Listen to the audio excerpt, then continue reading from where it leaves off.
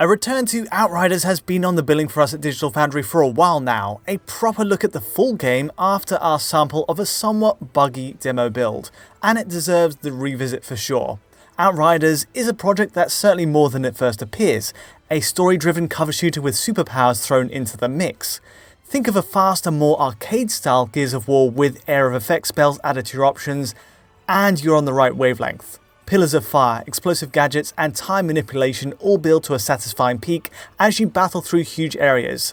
The pyrotechnics build with each level, from icy mountainsides to gang-held wastelands. Every new area adds a new twist, and of course, a big boss to cap it all off.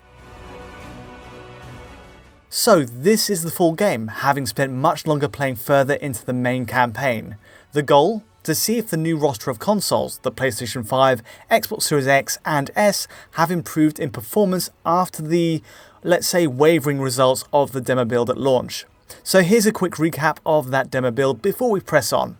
On PS5 we had a target of 60 FPS and it pretty much nailed it 99% of the time.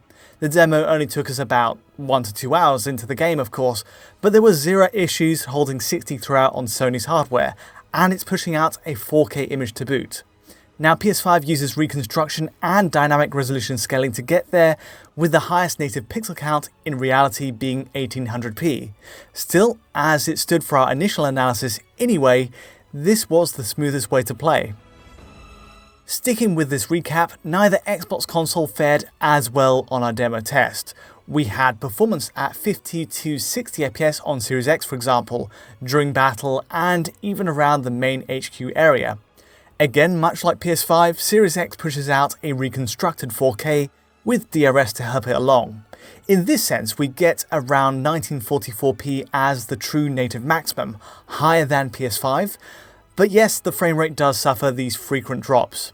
It puts Series X at a performance disadvantage around launch, and it was even worse for Series S.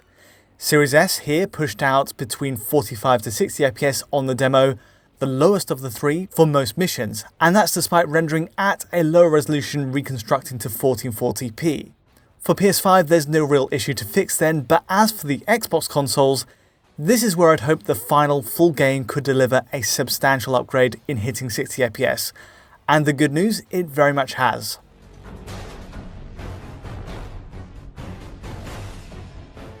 Before we get to the performance, it's worth noting the updated and full release is a much more polished work overall. All the quirks we saw before, the missing flag physics, the cutscene oddities are mostly fixed. Straight to the visual comparison first, Outriders looks fantastic regardless of the platform you choose honestly, and PS5 is an exact match for Xbox Series X in every setting. Shadows, geometry and foliage LODs, even up close shadow rendering is identical. The only difference between them is in the very specific details of resolution, which you might not catch by eye. Not much has changed from the demo in terms of how they deal with resolution rendering up to 4K. It's still a reconstructed 4K image with dynamic resolution scaling. Look at a still frame or one with very little movement and the pixel structure resolves to a 1:1 match for 3840 by 2160. But in motion, well, the effect can break, which gives a window for us at least into the differences between these two consoles. I did the digging here to get the exact measurements on matching frames. This way, we get relative measurements on the exact same rendering load. So for example, as this vehicle approaches, the pixel structure breaks up on the front metallic grills to reveal the actual numbers. On PS5, it comes in at a native 3072 by 1728, while on Series X on right, we're staring at a native 3200 by 1800. The difference isn't huge and certainly not enough to catch by eye, but it's without a doubt a higher baseline resolution on Series X before it gets reconstructed to 4K. But as I say, the difference is more trivial than practical in this case.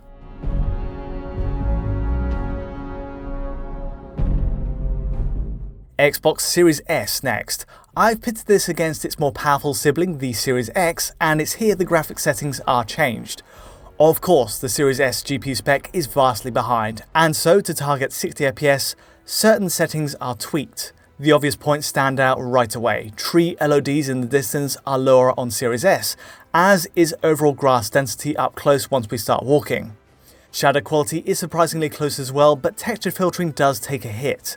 Interestingly, putting this same vehicle shot through a pixel count, Series S is rendering at a native 1920 by 1080 here. It uses the same reconstruction technique as PS5 and Series X along with DRS, but the target is 1440p instead of 4K. So a much lower resolution, worse grass draw and lesser world detail, but otherwise Series S pushes out a great looking game. With all that in mind, let's jump straight to performance. Xbox Series X first. Let's take a peek back at the demo build for a second, where sub 60 FPS performance was, sadly, a reality for plenty of combat.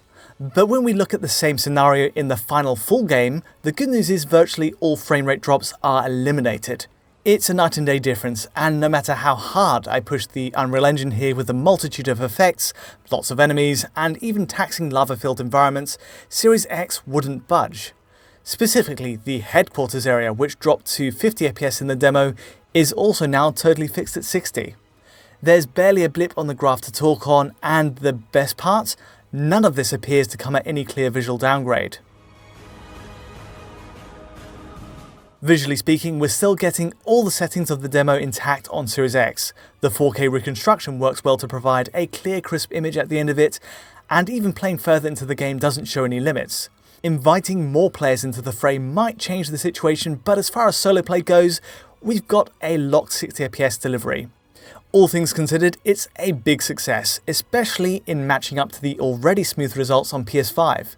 So, great stuff. To follow this up, we turn to Series S in performance. This one had bigger troubles than Series X, dropping to as low as 45 FPS in the demo, but now it's again perfect.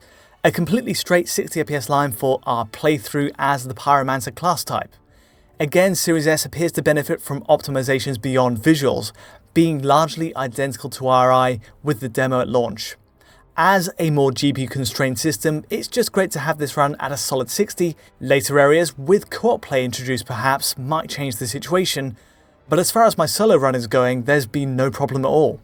Again, a very solid turnout for Series S, all things considered. Last up is the PS5 release. I've left this last because frankly, it had the most solid readout of the trio in the demo build, and at 60 FPS it very much stays. There wasn't as much of a need for improvement, and so it stands for the final release.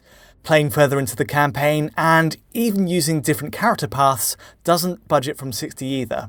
The Trickster class type, with its time manipulation skills, gives combat an interesting twist, letting you control the pace of play while getting up close with melee attacks. On PS5, interestingly, I've spotted just one instance of a drop when pushed like this, down to 50 for a second. Call it a one-off perhaps, or down to the variable nature of gameplay. Beyond this though, PS5 has been faultless, and ranks alongside Series S and X in overall stability. Again, practically every scenario unfolds at the full 60 FPS as you'd hope. Returning to Outriders has shown a couple of things. Firstly, that developer People Can Fly has continued to work hard on improving console performance on Series S in particular.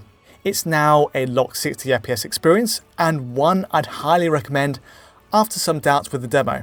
Equally, the bugs and visual oddities of the demo have been whittled down.